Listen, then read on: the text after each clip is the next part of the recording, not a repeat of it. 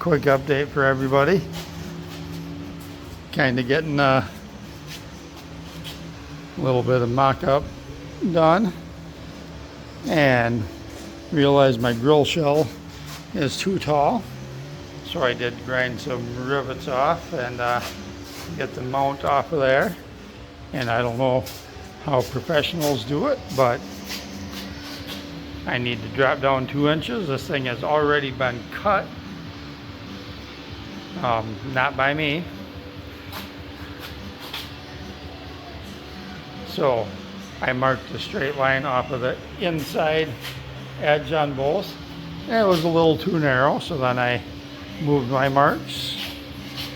So my plan is cut on my outside line, cut down here, and then I'm going to cut off this and leave this inner flange so I can bend that in, and for now self-tap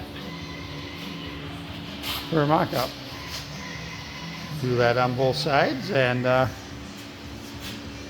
yeah, bring it back in after I get that. But quick show you, I did throw a self-tapper in each of these headlight stands that I've had forever.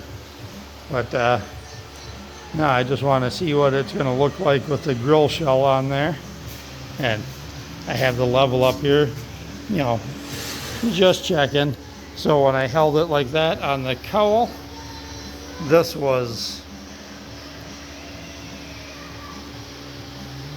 right underneath the lip on the grill shell. So, and this is 2 inches.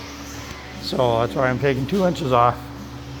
And then I will have to bend my boxing plate over to fit the grill shell where I'm cutting it. But that's what I want. So, all right, I'll check back in a bit. All right, here we go. Got the grill shell trimmed.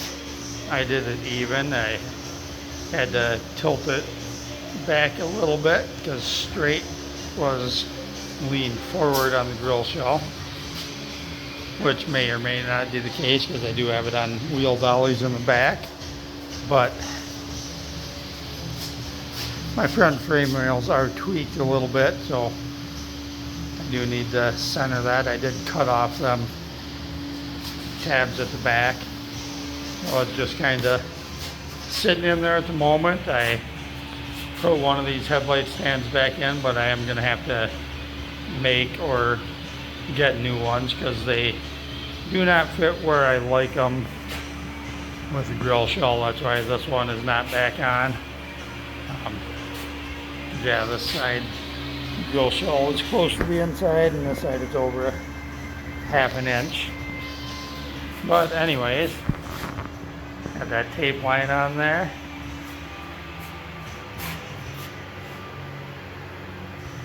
This thing's gonna be a monster.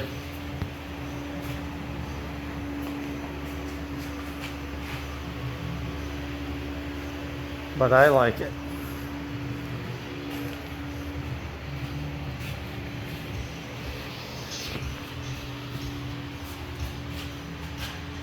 And these bigger tires, like right now it is sitting down on basically the bump stops. I don't have bump stops in there, but it cannot go any lower. So it'll have to come up a little bit. So I mean, the bed is probably at right height if I get the wheel dollies out from under them back tires.